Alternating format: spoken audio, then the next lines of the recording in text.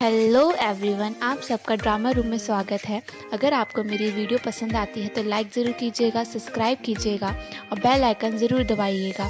इससे मेरे आने वाली हर वीडियो की नोटिफिकेशन आप तक पहुंच जाए। अगर आपने ब्लू बर्थडे ड्रामा के पिछले एपिसोड नहीं देखे हैं तो डिस्क्रिप्शन बॉक्स में लिंक है, तो उसे पहले जाकर ज़रूर देखें। हारिम वहीं आई हुई थी जहाँ पे सोजिन को अडॉप्ट किया गया था। सिस्टर बताती है कि एक पेरेंट्स ने अपने बच्चे को किसी अम्यूज़मेंट पार्क में खो दिया था, इसलिए सोजिन को इसलिए अडॉप्ट करना चाहते थे क्योंकि वो बिल्कुल उनके बच्चे जैसा दिखता था। नर्स कहते जब वो स्टूडेंट था यहाँ पे बहुत बार आया करता था, तुम्हारी वो बहुत बातें किया करता था, पर आजकल वो कर क्या रहा है मुझे तो उसकी कोई खबर ही नहीं आती है। हारिम सोजिन की बहन हेमिन से मिलने आती है। हेमिन कहते तुम मेरे से कुछ पूछने वाली थी ना, तो हारिम पूछते कि वैसे सोजिन घर पे कैसा था। हेमी कहती है तो वैसे ही लड़के जैसे आम लड़के होते हैं वैसे ही वो भी था। वो बहुत काइंड था, बहुत अच्छा था। पर तुम्हें पता हो कि नहीं पता हो, मेरे पेरेंट्स ने उसे अडॉप्ट किया था। हेमी कहती है मेरी गलती है कि सोजिन मरा। मेरे वापस आने के बाद ही उसके रिश्ते खासकर पेरेंट्स से या मेरी माँ से बहुत ही बुरे हो गए थे। और जब मैंने अपने बहुत सालों बाद अपने माँ बाप को मिली तो मुझे बहुत ही खुश थी मैं। पर मेरे आने से ये बात सोजिन को बहुत ही इफेक्ट की थी। हारिम जब रास्ते में जा रही होती है तो उसे कुछ स्कूल के बच्चे दिखते हैं। स्कूल के बच्चों को देखकर उसे अपने टाइम याद आ जाता है। वो सोचती है कि सोजिन को मैं 10 साल से जानती थी, पर मैं उसके बारे में कुछ भी नहीं जान पाई। हारिम के पास अब 9 में से सिर्फ 7 ही फोटो बची थी, इसलिए वो एक फोटो को जलाती है, फिर से वापस जाती है। हारिम जब आंखें खोलती है तो क्लास के बीच में ही थी। वो एकदम से खड़ी हो जाती है और टीचर बोलता है तुम पूरी क्लास को डिस्टर्ब क्यों कर रही हो, बैठ जाओ। हारिम कहती है मुझे वॉशरूम जाना है। टीचर मना कर देता है, फिर से हारिम बोलती है।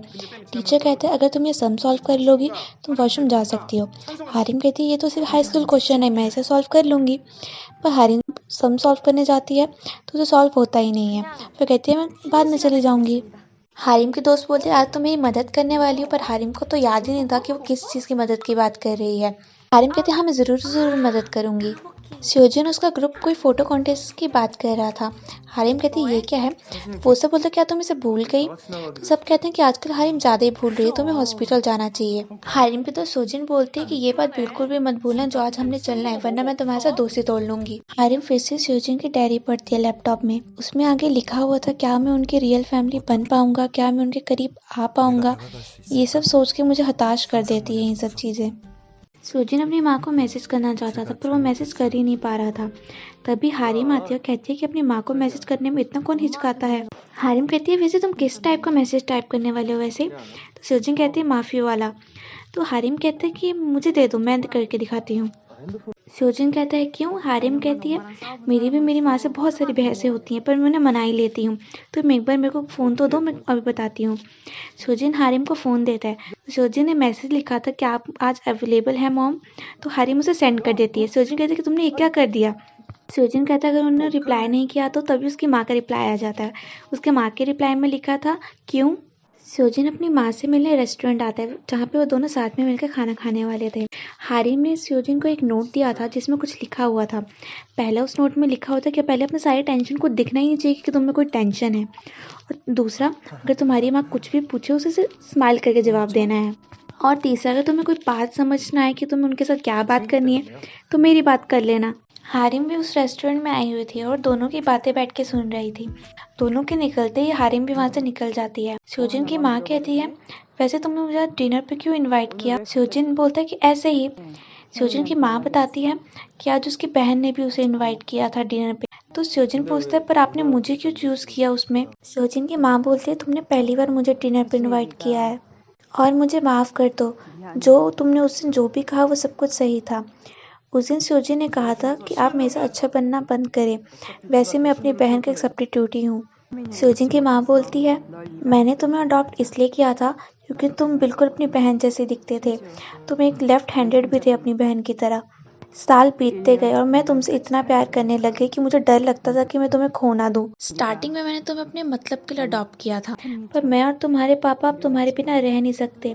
हम तुमसे बहुत प्यार करते हैं। सोजिन अपनी माँ से माफ़ी मांगता है। सोजिन के माँ सोजिन को गले लगाती है। दूर खड़ी हुई हारिम में देख रही थी।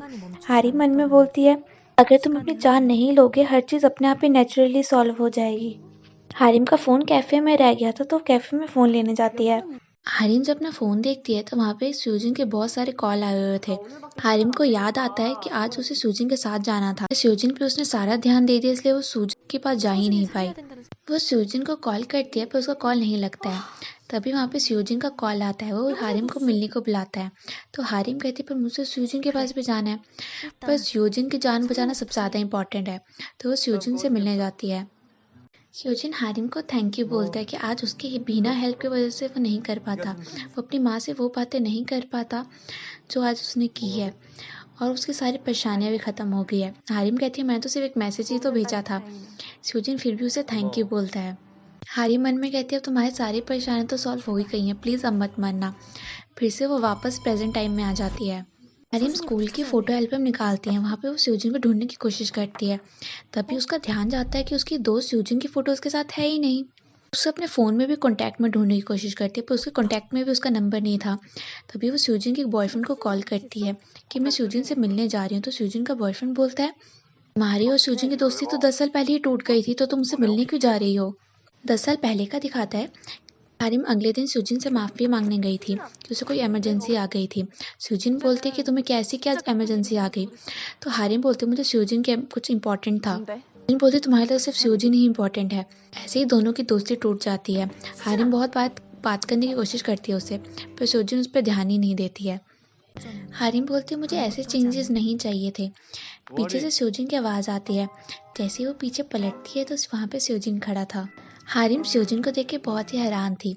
वो भाग के जाके स्यूजिन को गले से लगा लेती है।